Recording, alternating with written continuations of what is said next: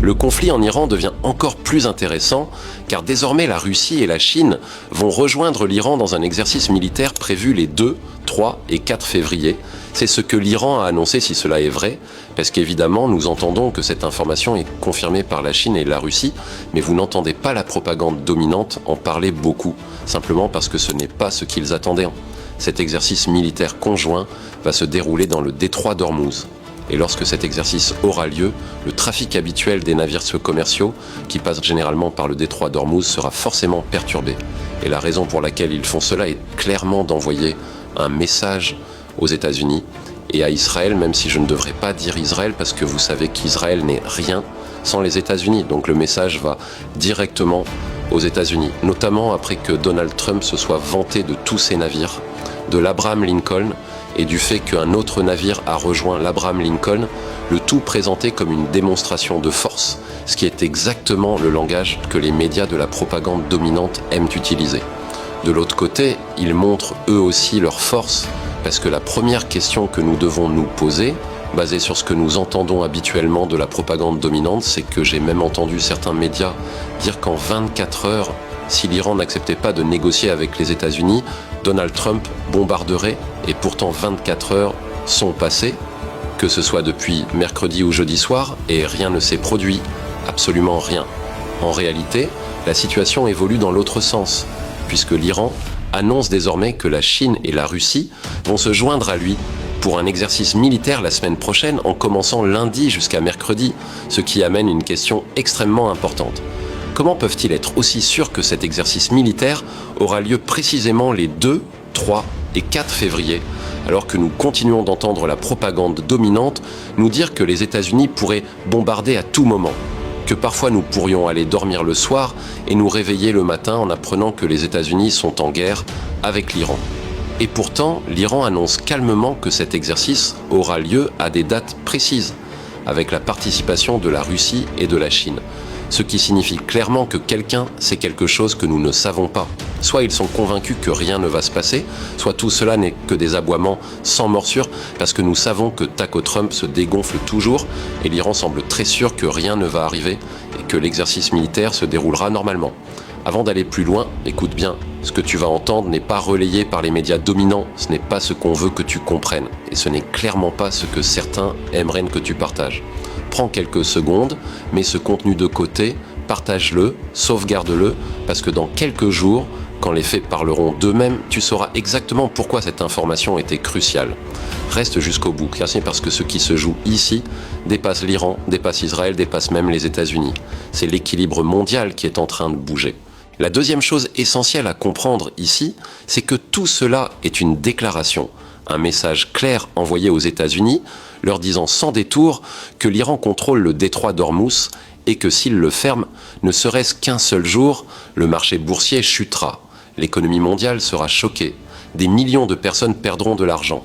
Et la majorité de ceux qui perdront de l'argent seront les 1%, ceux qui exploitent ces énormes navires pétroliers entrant dans le détroit d'Ormuz pour livrer du pétrole dans le monde entier. L'Iran envoie donc un double message. D'une part, ils peuvent changer le destin de l'économie mondiale, et d'autre part, ils ne sont pas seuls, car ils ont des alliés très puissants, des alliés superpuissance, et pour la première fois, nous voyons clairement la Chine se ranger du côté de l'Iran, même sur le plan militaire, avec des avions cargo se dirigeant vers l'Iran pour livrer quelque chose que nous ne découvrirons que si le conflit éclate. Sinon, nous ne le saurons jamais, ou peut-être un jour. Ainsi, pendant que Donald Trump se vante de son armada menée par l'Abraham Lincoln se dirigeant vers l'Iran, les porte-avions et navires chinois prennent la même direction et les destroyers russes font de même, mais la propagande dominante ne va pas en parler. Parce qu'admettre que deux superpuissances rejoignent l'Iran et que les États-Unis renoncent à bombarder donnerait clairement l'impression que les États-Unis se sont dégonflés par peur de ces superpuissances. C'est pour cela qu'ils n'en parlent pas. Parce que cela ne leur profite pas, puisqu'ils veulent continuer à vous faire croire qu'ils sont extrêmement puissants, alors que leurs actions ne correspondent pas à leur discours. Eux qui possèdent les médias et viennent y expliquer à quel point ils sont forts. Comment ils vont bombarder chirurgicalement les dirigeants iraniens, alors que tout cela n'est que du discours. Car lorsqu'on leur demande quand les actions vont commencer, ils répondent qu'ils réfléchissent encore. alors qu'il n'y a rien à réfléchir s'ils ont déjà déployé des armes majeures. L'annonce de l'Iran invitant ses alliés superpuissances à rejoindre la situation est donc une immense déception pour la propagande dominante qui voulait voir de l'action, car si la Chine et la Russie arrivent, cela signifie que rien ne va se passer. Et ils vont même jusqu'à donner des dates précises, du 2 au 4, ce qui veut dire clairement « rien n'arrivera, nous contrôlons la situation ». C'est un embarras évident et les États-Unis ne veulent pas que la propagande dominante en parle, préférant étouffer l'information, attendre et voir ce qui va se passer, même si le mouvement lui-même est volontairement conçu pour envoyer un message qui est déjà reçu, rien que par le fait qu'il soit publié et discuté, mettant fin à toute l'excitation autour d'un bombardement imminent. Pendant ce temps, Donald Trump affirme qu'il préférerait ne pas bombarder et négocier, qu'il ne veut pas que l'Iran possède l'arme nucléaire, qu'il ne veut pas que l'Iran tue des manifestants et qu'il ne veut pas que l'Iran ait des missiles balistiques. Ce qui est étrange puisque la propagande dominante affirme que lors du dernier conflit, Israël aurait détruit la majorité des armes iraniennes, affaibli l'Iran et éliminé ses missiles à longue portée. Alors pourquoi cette insistance sur les missiles balistiques, après être passé des armes nucléaires à cette nouvelle exigence, alors que la même propagande continue d'affirmer que l'Iran est faible et qu'il n'y a rien à craindre, ce qui laisse penser que tout cela n'est peut-être que de la propagande. Personnellement, je pense que ce conflit devrait avoir lieu. Je comprends que l'Iran dise ne pas vouloir se battre, mais être prêt. Et mon message à l'Iran est clair.